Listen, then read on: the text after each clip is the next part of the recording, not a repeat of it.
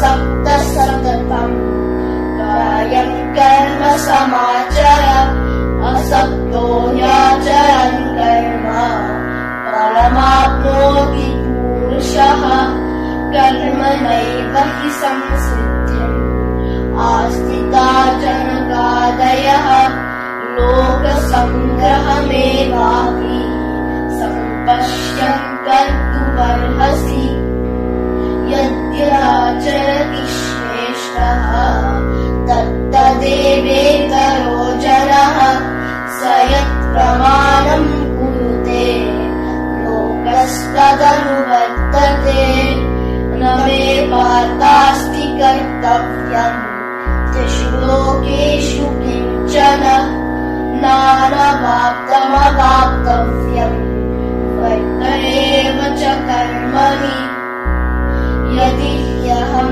न वर्तेयम् जातु कर्मण्यतन्त्रितः मम वर्त्मानुवर्तन्ते मनुष्याः पार्थ सर्वशः उत्सीदेयुरिमे लोकाः न कुर्याम् कर्म चेदहम् संकरस्य च कर्ता स्याम्।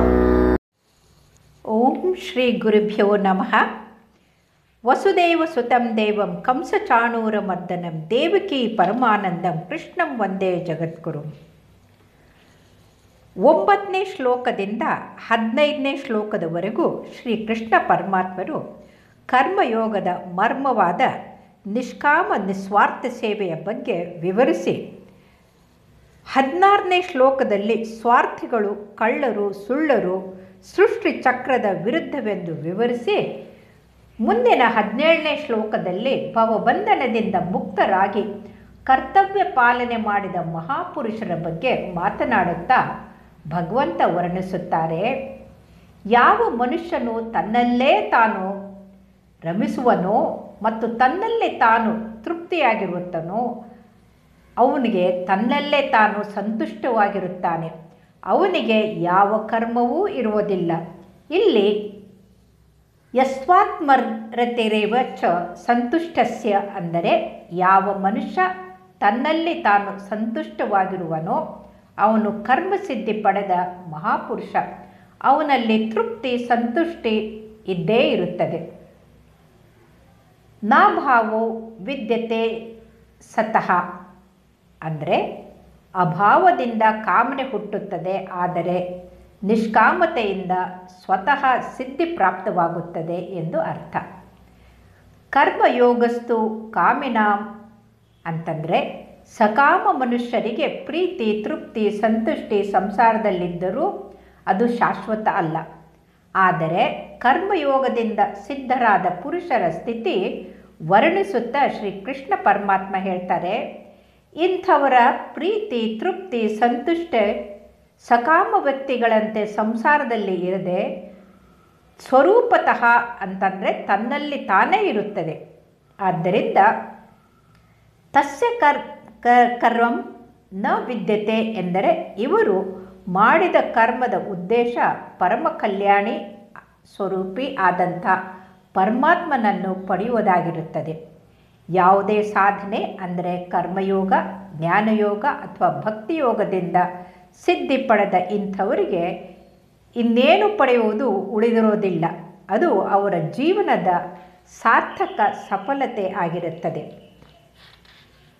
ಸತ್ಯಕರ್ಮನಂ ವಿದ್ಯತೆ ಅಂತಂದರೆ ಈ ಮಹಾಪುರುಷನಿಂದ ಯಾವುದೇ ಕ್ರಿಯೆಗಳು ನಡೆಯುವುದೋ ಇಲ್ಲಿ ಎಂದಲ್ಲ, ಲೋಕ ಕಲ್ಯಾಣಕ್ಕಾಗಿ ಮಾತ್ರ ಇರುತ್ತದೆ, ತನ್ನಿಂದ ತಾನೇ ಆಗಿರುತ್ತದೆ. ಅಂದರೆ ಕರ್ಮಯೋಗಿ ಪ್ರಪಂಚದ ಸೇವೆಗಾಗಿಯೇ ಎಲ್ಲ ಕರ್ಮ ಮಾಡುತ್ತಾರೆ, ಅವರಿಗೆ ಯಾವುದೇ ವಿಧಿವಿದೇಶ ಇರುವುದಿಲ್ಲ. ತಸ್ಯ ಕಾರ್ಯಂ ನ ವಿದ್ಯತೆ ಅಂತ ಹೇಳಲಾಗಿದೆ.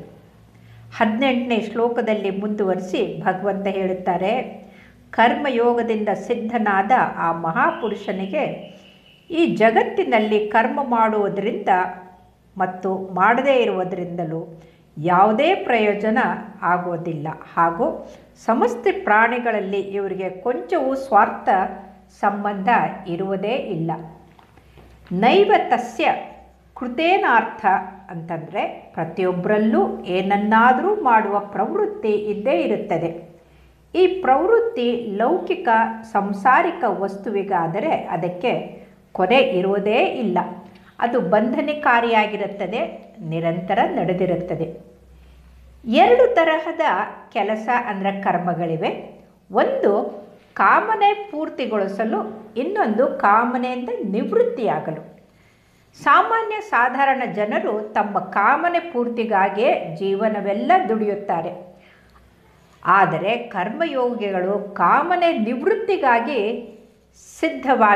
ಸಿದ್ಧ ಪುರುಷರಾಗಿ ಮಹಾಪುರುಷರಾಗುತ್ತಾರೆ. ಇಂಥವರಿಗೆ ಯಾವುದೇ ಕರ್ಮದ ಕಿಂಚಿತ್ತಾದರೂ ಸಂಬಂಧ ಇರುವುದಿಲ್ಲ. ವ್ಯಕ್ತಿಗಳ ಸುಖ ಸಂಬಂಧವಂತೂ ಇರುವುದೇ ಇಲ್ಲ. ಇಂತಹ ಮಹಾಪುರುಷರಿಗೆ ಪದಾರ್ಥ, ಶರೀರ, ಇಂದ್ರಿಯ, ಅಂತಃಕರಣ ಪ್ರಪಂಚದಿಂದ ದೊರಕುವುದೆಂದು ಅವುಗಳನ್ನು ಕೇವಲ ಪ್ರಪಂಚಕ್ಕಾಗಿ ಬಳಸಿಕೊಳ್ಳಬೇಕು, ತನಗಾಗಿ ಅಲ್ಲ ಅನ್ನುವ ಅರಿವು ಅವರಲ್ಲಿರುತ್ತದೆ. ತನ್ನದು ಏನೂ ಇಲ್ಲವೆಂದು ತಿಳಿದ ಅವರು ಸ್ವಾಭಾವಿಕವಾಗಿ ಆದರ್ಶರೂಪಿ ಕರ್ಮ ಮಾಡುತ್ತಾರೆ. ನಾಕೃತೆ ನೇಹ ಕಶ್ಚತ್ ಅಂತಂದರೆ ಶರೀರ, ಇಂದ್ರಿಯ, ಮನ, ಬುದ್ಧಿ ತನಗಾಗಿ ಬಳಸಿಕೊಳ್ಳುವವರು ತಾಮಸಿ ಸುಖ ಪಡುವ ಆಲಸಿ ಪ್ರಮಾದ ಎಸಗುವವರಾಗುತ್ತಾರೆ. ಪ್ರವೃತ್ತಿ ಮಾಡುವುದು ಮತ್ತು ನಿವೃತ್ತಿ ಮಾಡದಿರುವುದು ಅಂತ ಅರ್ಥೈಸಿಕೊಳ್ಬೇಕು. ಎರಡೂ ಪ್ರಕೃತಿಯಲ್ಲಿದೆ.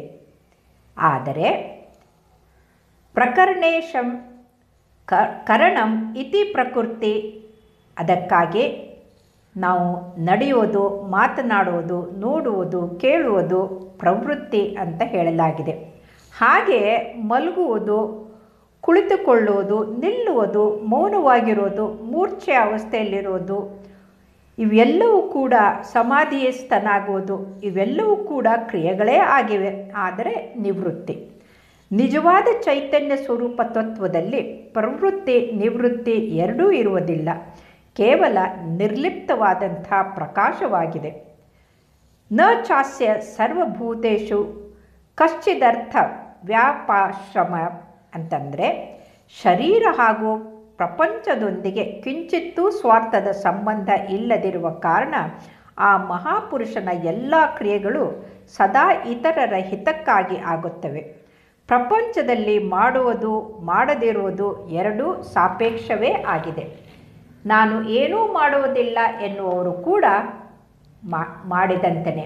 ಆದರೆ ಪರಮಾತ್ಮನ ಪರತತ್ವ ಪಡೆದ ಮಹಾಪುರುಷರಿಗೆ ಯೋ ವಸಿಷ್ಠತಿ ನೇಂಗತೆ ಅಂತಂದರೆ ಅವರ ದೃಷ್ಟಿಯಲ್ಲಿ ಒಂದು ಚಿನ್ಮಯ ಸತ್ಯವಲ್ಲದೆ ಬೇರೇನೂ ಇರುವುದಿಲ್ಲ. ಮುಂದೆ 19ನೇ ಶ್ಲೋಕದಲ್ಲಿ ಮಹಾಪುರುಷನ ಸ್ಥಿತಿ ಪಡೆಯಲು ಸಾಧಕ ಏನು ಮಾಡಬೇಕು ಎಂಬುದನ್ನು ತಿಳಿಸುತ್ತಾ ಶ್ರೀಕೃಷ್ಣ ಪರಮಾತ್ಮ ಹೇಳ್ತಾರೆ, ಅದಕ್ಕಾಗಿ ನೀನು ನಿರಂತರ ಆಸಕ್ತಿ ರಹಿತನಾಗಿ ಕರ್ತವ್ಯ ಕರ್ಮವನ್ನು ಚೆನ್ನಾಗಿ ಆಚರಿಸು. ಏಕೆಂದರೆ ಆಸಕ್ತಿ ರಹಿತನಾಗಿ ಕರ್ಮವನ್ನು ಆಚರಿಸುತ್ತಾ ಮನುಷ್ಯನು ಪರಮಾತ್ಮನನ್ನು ಪಡೆದುಕೊಳ್ಳುತ್ತಾನೆ ಎನ್ನುತ್ತಾರೆ. ಈ ಶ್ಲೋಕದಲ್ಲಿ ತಸ್ಮಾತ್ ಅಂತಂದರೆ ಅದಕ್ಕಾಗಿ ನೀನು, ಸತತಂ ಅಂತಾರೆ ನಿರಂತರವಾಗಿ ಸತತವಾಗಿ, ಅಸಕ್ತಃ ಅಂತಂದರೆ ಯಾವುದೇ ಆಸಕ್ತಿ ಇಲ್ಲದೆ, ಕಾರ್ಯಂ ಅಂತಂದರೆ ಕರ್ತವ್ಯ ಕರ್ಮ, ಸಮಾಚಾರ ಅಂತಂದರೆ ಚೆನ್ನಾಗಿ ಆಚರಿಸು, ಹಿ ಅಂತಂದರೆ ಏಕೆಂದರೆ, ಪುರುಷಃ ಅಂತಂದರೆ ಮನುಷ್ಯರು, ಪರಂ ಅಂದರೆ ಪರಮಾತ್ಮನನ್ನು, ಆಪ್ನೋತಿ ಅಂತಂದರೆ ಪಡೆದುಕೊಳ್ಳುತ್ತಾರೆ ಅಂತ ಅರ್ಥ. ಆಸಕ್ತಿಯಿಂದ ಪತನವಾಗುತ್ತದೆ, ಕರ್ಮದಿಂದಲ್ಲ. ತನ್ನ ಆಸಕ್ತಿ ಆಸೆಗಳಿಂದ ತನ್ನ ಸುಖ ಭೋಗಕ್ಕೆ ನಾನಾ ಕೆಲಸ ಮಾಡಿ ಜನ್ಮ ಮರಣಗಳ ಚಕ್ರದಲ್ಲಿ ಸಿಕ್ಕಿಕೊಳ್ಳುತ್ತಾರೆ. ಕಾರಣ ಗುಣಸಂಗೋಸ್ಯ ಸದಸದ್ಯೋನ್ನಿ ಜನ್ಮಸು ಅಂತಂದರೆ ಅಸಕ್ತನಾದಂಥ ಕರ್ಮ ಮಾಡುವುದರಿಂದ ಸಂಬಂಧ ಕಳಚಿ ಹೋಗುತ್ತದೆ. ಕೇವಲ ಬೇರೆಯವರ ಹಿತಕ್ಕಾಗಿ ಎಲ್ಲ ಕರ್ಮಗಳನ್ನು ಮಾಡುವುದರಿಂದ ಹಿಂದಿನ ಋಣ ತೀರುತ್ತದೆ. ಹಾಗೂ ತನಗಾಗಿ ಏನೂ ಮಾಡದಿರುವುದರಿಂದ ಹೊಸ ಋಣಗಳು ಕೂಡ ಉಂಟಾಗುವುದಿಲ್ಲ ಮತ್ತು ತನ್ನಿಂದ ತಾನೇ ಮುಕ್ತನಾಗುತ್ತಾನೆ.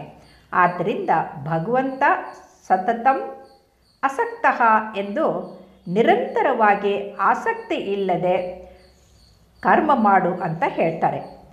ಆಸಕ್ತನಾಗಿ ಕರ್ಮ ಮಾಡುವುದರಿಂದ ಅಂದರೆ ಸ್ವಂತಕ್ಕೆ ಕೆಲಸ ಮಾಡದೆ ಇರುವುದರಿಂದ ಯಾರಾದರೂ ಪರಮಾತ್ಮನನ್ನು ಪಡೆಯುತ್ತಾರೆಯೇ ಅನ್ನೋ ಪ್ರಶ್ನೆಗೆ ಶ್ರೀಕೃಷ್ಣ ಪರಮಾತ್ಮ ಉತ್ತರ ಹೇಳುತ್ತಾ 20ನೇ ಶ್ಲೋಕದಲ್ಲಿ ಹೇಳ್ತಾರೆ, ರಾಜ ಜನಕನಂಥ ಅನೇಕ ಮಹಾಪುರುಷರು ಕೂಡ ಕರ್ಮದೊಂದಿಗೆ ಪರಮಸಿದ್ಧಿಯನ್ನು ಪಡೆದುಕೊಂಡರು. ಅದಕ್ಕಾಗಿ ಲೋಕ ಸಂಗ್ರಹವನ್ನು ದೃಷ್ಟಿಯಲ್ಲಿಟ್ಟು ನೀನು ಕೂಡ ನಿಷ್ಕಾಮ ಭಾವದಿಂದ ಕರ್ಮ ಮಾಡು, ಯೋಗ್ಯನಾಗಿದ್ದೀಯೆ. ಆದ್ದರಿಂದ ಅವಶ್ಯ ಇಂಥ ಕರ್ಮ ಮಾಡು ಎಂದು ಪ್ರೇರೇಪಿಸುತ್ತಾರೆ ಪರಮಾತ್ಮ.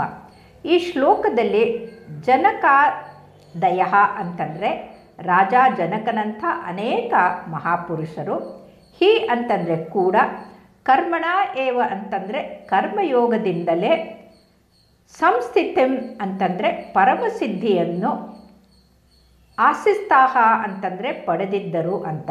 ಅದಕ್ಕಾಗಿ ಲೋಕ ಸಂಗ್ರಹಂ ಅಂತಂದರೆ ಲೋಕ ಸಂಗ್ರಹಕ್ಕಾಗಿ, ಅರ್ಹಸಿ ಅಂದರೆ ಯೋಗ್ಯನಾಗಿದ್ದಿ, ಅರ್ಥಾತ್ ಅವಶ್ಯ ಮಾಡಬೇಕು ಅಂತ ತಿಳಿಸುತ್ತಾರೆ ಪರಮಾತ್ಮ. ಯಾವುದೇ ಕರ್ತವ್ಯ ಕರ್ಮ ಚಿಕ್ಕದು ದೊಡ್ಡದು ಇರೋದಿಲ್ಲ. ಲೋಕ ಸೇವಾ ಭಾವನೆ ಬಹಳ ಮುಖ್ಯ. ಏನೇ ಮಾಡಿದರೂ ಅದು ಸಮಾಜದ ಹಿತಕ್ಕಾಗಿ ಇರಬೇಕು. ಇದನ್ನು ಶರಣರು ಹೇಳ್ತಾರೆ, ಆವ ಕಾಯಕವ ಮಾಡಿದರೂ ಒಂದೇ ಕಾಯಕವಯ್ಯ.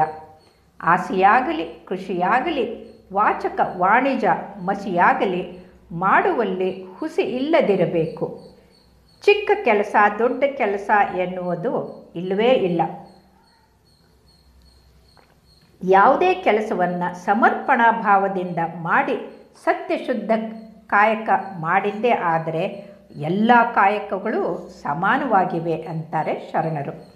ಮುಂದೆ 21ನೇ ಶ್ಲೋಕದಲ್ಲಿ ಕರ್ಮ ಮಾಡುವುದರಿಂದ ಲೋಕ ಸಂಗ್ರಹ ಹೇಗಾಗುತ್ತೆ ಎಂದು ವಿವರಿಸುತ್ತಾ ಶ್ರೀಕೃಷ್ಣ ಪರಮಾತ್ಮ ಹೇಳ್ತಾರೆ, ಶ್ರೇಷ್ಠ ಮನುಷ್ಯರು ಯಾವ ಯಾವ ಆಚರಣೆ ಮಾಡುತ್ತಾರೋ ಬೇರೆಯವರು ಕೂಡ ಹಾಗೇ ಮಾಡ್ತಾರೆ. ಅವರು ಏನೆಲ್ಲ ಪ್ರಮಾಣ ಮಾಡಿ ಬಿಡುತ್ತಾರೋ ಬೇರೆ ಜನರು ಅದರಂತೆ ಅನುಸರಿಸುತ್ತಾರೆ ಅಂತ.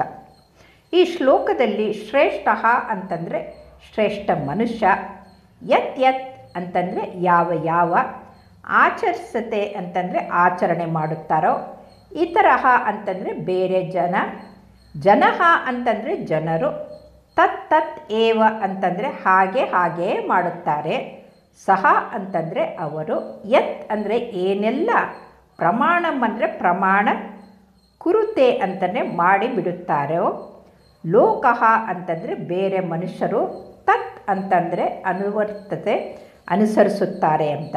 ಇಲ್ಲಿ ಯದ್ದ ದಾಚರತಿ ಶ್ರೇಷ್ಠಸ್ತತ್ ದೇವತರು ಜನಃ ಅಂತಂದರೆ ಪ್ರಪಂಚ ಮತ್ತು ಸ್ವಯಂ ಸ್ವರೂಪದ ತತ್ವ ಅರಿತವರು ಶ್ರೇಷ್ಠ ಮನುಷ್ಯರು.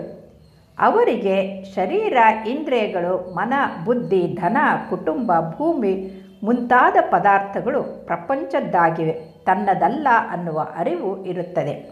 ಅಷ್ಟೇ ಅಲ್ಲ, ಇಂಥವರು ತ್ಯಾಗ ವೈರಾಗ್ಯ ಪ್ರೇಮ ಜ್ಞಾನ ಸದ್ಗುಣ ಕೂಡ ತಮ್ಮದಲ್ಲ ಅಂತ ಭಾವಿಸಿರುತ್ತಾರೆ. ಅವರಲ್ಲಿ ವೃಷ್ಟಿ ಅಹಂಕಾರ ಇಲ್ಲವೇ ಸಮಷ್ಟಿಯ ಅಹಂಕಾರ ಲವಲೇಶವೂ ಇರುವುದಿಲ್ಲ. ಇಂಥ ಶ್ರೇಷ್ಠ ಪುರುಷರು 2 ಥರದವರಾಗಿರ್ತಾರೆ. ಒಂದು ಅವಧೂತರ ಗುಂಪಿಗೆ ಸೇರಿದವರು, ಎರಡನೆಯವರು ಆಚಾರ್ಯರ ಗುಂಪಿಗೆ ಸೇರಿದವರು. ಅವಧೂತರು ಕೇವಲ ಅವಧೂತರಿಗೆ ಮಾತ್ರ ಆದರ್ಶವಾಗಿರುತ್ತಾರೆ, ಜನಸಾಮಾನ್ಯರಿಗೆ ಅಲ್ಲ. ಆದರೆ ಆಚಾರ್ಯರಾದವರು ಜನಸಾಮಾನ್ಯರಿಗೂ ಆದರ್ಶವಾಗಿರುತ್ತಾರೆ. ಹೇಗೆ ಒಂದು ಹೂವು ಸುತ್ತಲೂ ಸುಗಂಧ ಸೂಸಿ ದುರ್ಗಂಧದ ನಾಶ ಮಾಡುತ್ತದೋ ಹಾಗೆ ಶ್ರೇಷ್ಠ ಪುರುಷರ ನಿಸ್ವಾರ್ಥ ಕರ್ಮ ಎಲ್ಲರಿಗೂ ಉಪಕಾರಿಯಾಗಿರುತ್ತದೆ. ಸತ್ಸಂಗ, ಭಗವತ್ ಚರ್ಚೆ, ಕಥಾ, ಕೀರ್ತನ, ಉಪನ್ಯಾಸಗಳ ಪ್ರಭಾವ ಜನರ ಮೇಲೆ ಬಿದ್ದೇ ಬೀಳುತ್ತದೆ. ಕೇಳುವವರಲ್ಲಿ ಶ್ರದ್ಧೆ ಇದ್ದು ಸಾಧನೆ ಮಾಡುವ ದೃಢ ಮನಸ್ಸಿದ್ದರೆ ಅವರ ಮೇಲೆ ಉಪದೇಶದ ಪ್ರಭಾವ ಹೆಚ್ಚು ಬೀಳುತ್ತದೆ. ಬನ್ನಿ ನಾವೆಲ್ಲ ಶ್ರದ್ಧೆಯಿಂದ ಭಗವಂತನ ಉಪದೇಶ ಆಲಿಸಿ ನಿರ್ಮಲ ಮನಸ್ಸಿನಿಂದ ನಿಷ್ಕಾಮ ಕರ್ಮವನ್ನು ಲೋಕದ ಹಿತಕ್ಕಾಗಿ ಮಾಡಿ ಕರ್ಮಯೋಗ್ಯಗಳು ಆಗೋಣ. ಶ್ರೀಕೃಷ್ಣಾರ್ಪಣಮಸ್ತು. ಶುಭವಾಗಲಿ.